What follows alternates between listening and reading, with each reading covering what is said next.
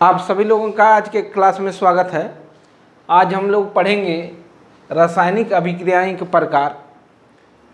रासायनिक अभिक्रियाओं को उनके प्रकृति के आधार पर विभिन्न भागों में विभाजित किया गया है, जिसमें कुछ मुख्य अभिक्रिया दिया गया है, जैसे आपका संयोजन अभिक्रिया, जिसको कम्बिनेशन रिएक्शन कहते हैं इंग्लिश में, वियोजन अभिक्रिया, अपघटन अभिक्रिया जिसको डिकम्पोजिशन रिएक्शन कहते हैं, एकल विस्थापन अभिक्रिया जिसको हम लोग सिंगल डिस्प्लेसमेंट रिएक्शन कहते हैं, उभय विस्थापन अभिक्रिया जिसको डबल डिस्प्लेसमेंट रिएक्शन कहते हैं, उदासीनीकरण अभिक्रिया जिसको न्यूट्रलाइजेशन रिएक्शन कहते हैं, अवक्षेपण अभिक्रिया जिसको हम लोग प्रेसिपिटेशन रिएक्शन कहते हैं, प्रकाश रासायनिक अभिक्रिया जिसको हम लोग फोटोकेमिकल रिएक्शन कहते हैं, और ऑक्सीकरण अवकरण अभिक्रिया जिसको हम लोग ऑक्सीडेशन रिडक्शन रिएक्शन कहते हैं।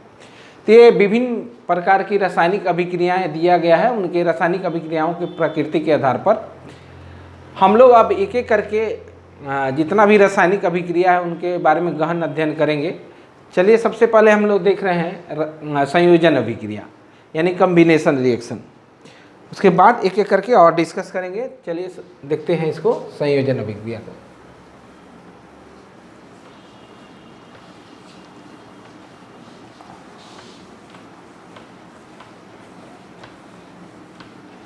देखिए, नाम से ही क्लियर है, यहाँ संयोजन अभिक्रिया, इसके नाम से ही क्लियर है कि कुछ चीज़ों का संयोग कराया जा रहा है, कुछ चीज़ों को जोड़कर कुछ नया चीज़ बनाया जा रहा है। इसके नाम से ही आप आसानी से पहचान सकते हैं कि कौन सी अभिक्रिया संयोजन अभिक्रिया है। तो संयोजन का मतलब संयोग करना, कुछ चीज़ों को जोड़कर एक नया चीज़ बनाना। जैसे दो छोटे छोटे या दो से अधिक छोटे छोटे आप तत्व या यौगिक या तत्व और यौगिक दोनों को जोड़ सकते हैं, एक नए यौगिक का निर्माण कर सकते हैं। तो संयोजन अभिक्रिया को हम लोग क्या बोल सकते हैं, यानी एक ऐसी अभिक्रिया जिसमें हम लोग दो या दो से अधिक पदार्थ, यहाँ दो या दो से अधिक पदार्थ का मतलब तत्व और यौगिक दोनों हो सकता है, या मान लीजिए दो तत्व मिलाकर बना सकते हैं नया एक यौगिक, या मान लीजिए कोई तत्व है और यौगिक है, उसको मिलाकर एक नया यौगिक बनाया जा सकता है, या मान लीजिए दो यौगिक को मिलाकर एक नया यौगिक बनाया जा सकता है। तो इसको हम लोग नोट कर लेते हैं, लिख लेते हैं संयोजन अभिक्रिया को। तो ऐसी अभिक्रिया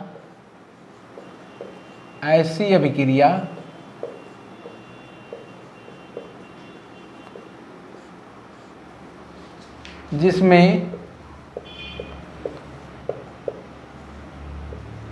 दो या दो से अधिक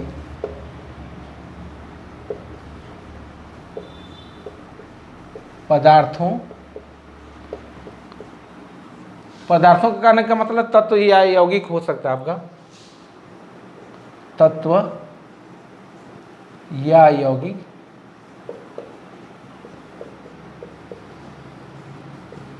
ऐसी अभिक्रिया इसमें दो या दो से अधिक पदार्थों को परस्पर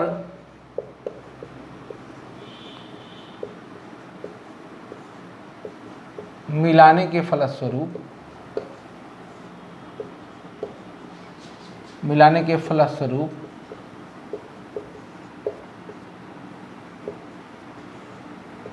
एक नए यौगिक का निर्माण होता है।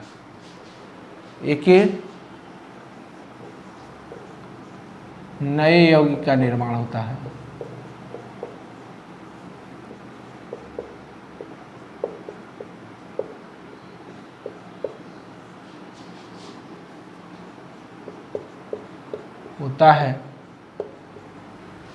उसे संयोजन अभिक्रिया कहते हैं।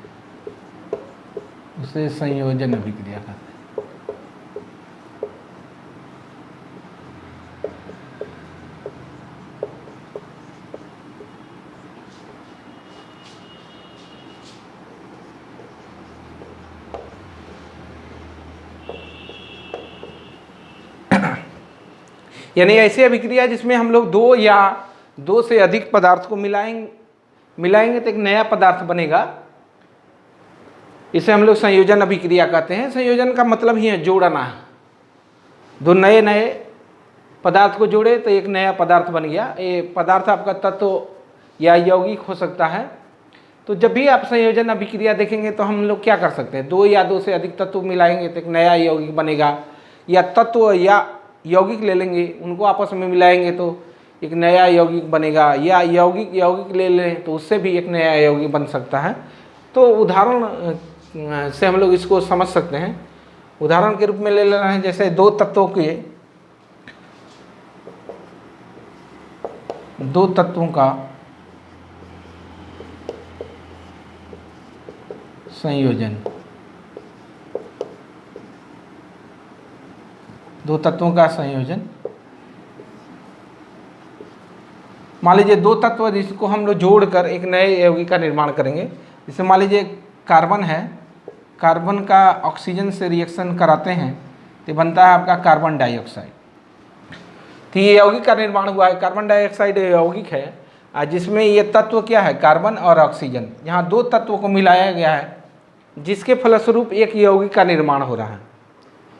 तो ये तत्वों और तत्वों का संयोजन है। उसी तरह हम लोग ले सकते हैं मैग्नीशियम।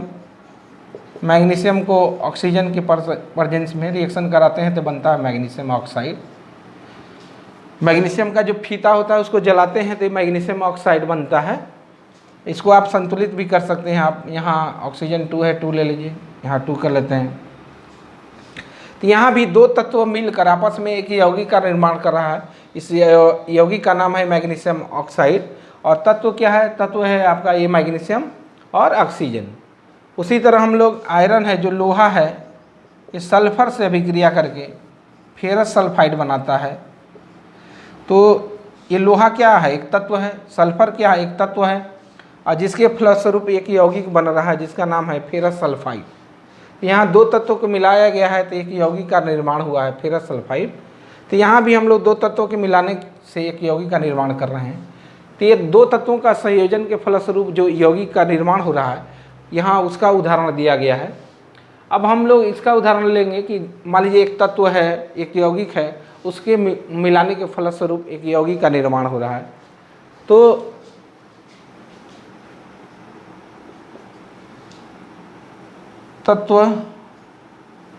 एक तत्व और एक यौगिक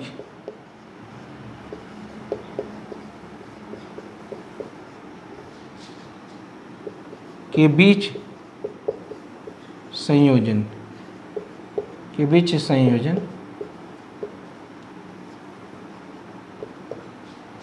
यानी हम लोग ऐसा एग्जाम्पल लेंगे जिसमें एक तत्व होगा और एक यौगिक होगा और जिसके संयोजन के फलस्वरूप एक नए यौगिक का निर्माण होगा।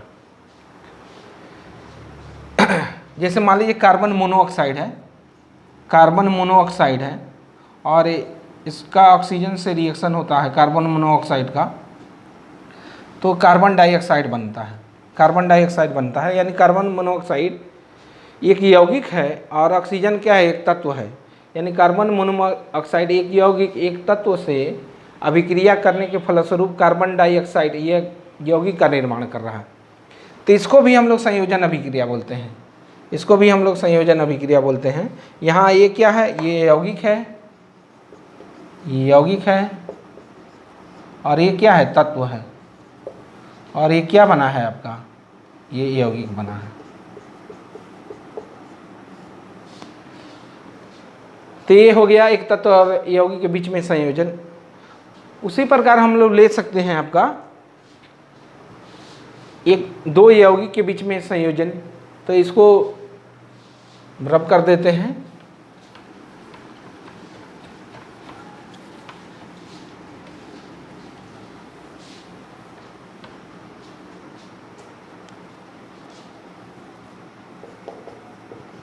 दो यौगिकों के बीच में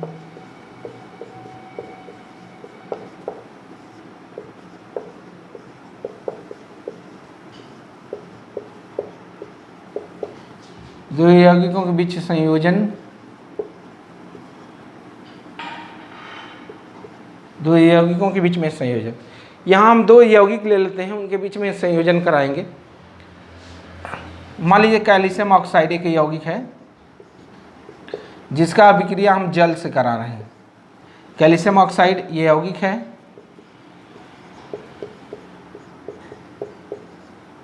जिसका अभिक्रिया जल से करा रहे हैं। जल भी क्या है आपका, यौगिक है, ये भी यौगिक है, जिनके फलस्वरूप बनता है आपका कैल्शियम हाइड्रोक्साइड, ये भी एक यौगिक है। यानी यहाँ दो अलग अलग यौगिक मिलने के फलस्वरूप एक नए यौगिक कैल्शियम हाइड्रोक्साइड का निर्माण हो रहा है। कैल्शियम ऑक्साइड को हम लोग कली चूना कहते हैं, और जो कली चूना में जब जल हम लोग डालते हैं तो ये भखरा चूना बनता है, जिसका कि हम लोग पोताई, घर की पोताई में यूज करते हैं, जो सफ़ेद कलर आता है। वास्तव में शुरुआत में सफ़ेद कलर नहीं होता है, देखेंगे आप, कुछ देर छोड़ देते हैं तो सफ़ेद कलर होता है। ये सफ़ेद कलर आता क्यों है, तो इसका भी कारण है। ये जैसे भखरा चूना है, घर की पोताई में हमने यूज किया, ये कैल्शियम हाइड्रोक्साइड वातावरण में जान ही रहे हैं, हवा है, हवा में क्या होता है, कार्बन डाइऑक्साइड। ये कैल्शियम हाइड्रोक्साइड हवा में उपस्थित कार्बन डाइऑक्साइड से अभिक्रिया करके ये बना लेता है कैल्शियम कार्बोनेट, और साथ ही साथ जल भी बनता है इस अभिक्रिया में। और एक कैल्शियम, देखिए भखरा चूना है, जिसका घर में हम लोग पोताई करते हैं दीवार का, और पोताई करने के फलस्वरूप उतना सफ़ेद कलर नहीं होता है, लेकिन कुछ देर के बाद ये सफ़ेद कलर हो जाता है। इसका कारण यह है कि ये भखरा चूना कैल्शियम हाइड्रोक्साइड वातावरण में उपस्थित कार्बन डाइऑक्साइड से अभिक्रिया करके आपका कैल्शियम कार्बोनेट बनाता है। और कैल्शियम कार्बोनेट क्या है आपका, ये कैल्शियम कार्बोनेट यौगिक तो है ही, इसका कलर जो होता है, इसका जो रंग होता है, ये सफ़ेद होता है। तो शुरुआत में क्या होता है, जब हम लोग घर की पोताई करते हैं तो उतना सफ़ेदी नहीं रहता है दीवार का, लेकिन कुछ देर के बाद छोड़ देते हैं तो यही कैल्शियम हाइड्रोक्साइड वातावरण में उपस्थित कार्बन डाइऑक्साइड से अभिक्रिया करके कैल्शियम कार्बोनेट बना लेता है। कैल्शियम कार्बोनेट यौगिक है, जिसका रंग क्या होता है, सफ़ेद होता है, जिसके चलते दीवार क्या हो जाता है, बहुत सफ़ेद हो जाता है और सुंदर लगने लगता है। तो ये जितना हम लोग अभी तक देखे हैं सब संयोजन अभिक्रिया का उदाहरण है, जिसमें हम लोग देखें कि कैसे दो तत्व आपस में मिलकर यौगिक का निर्माण करता है। उसी तरह तत्व और एक यौगिक, यानी एक तत्व और एक यौगिक आपस में मिलकर कैसे एक नए यौगिक का निर्माण करता है। उसी तरह हम लोग ये भी देखें कि दो यौगिक आपस में मिलकर कैसे नए यौगिक का निर्माण करते हैं। इस अभिक्रिया के फलस्वरूप जो भी पदार्थ बनता है, जो भी यौगिक बनता है, उसका जो गुण होता है, जिससे मिलकर बनता है, उससे बिल्कुल भिन्न होता है। इस संयोजन अभिक्रिया में जो भी यौगिक बनेगा, उसका जो गुण होगा, जिन पदार्थ से मिलकर बनता है, उससे बिल्कुल भिन्न होता है। तो ये हम लोग संयोजन अभिक्रिया के बारे में पूरी जानकारी एकत्र कर लिए।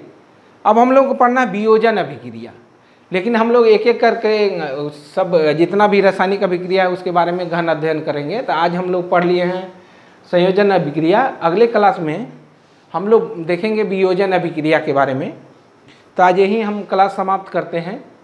तो इस वर्ग में, इस क्लास में आपको उपस्थित रहने के लिए धन्यवाद।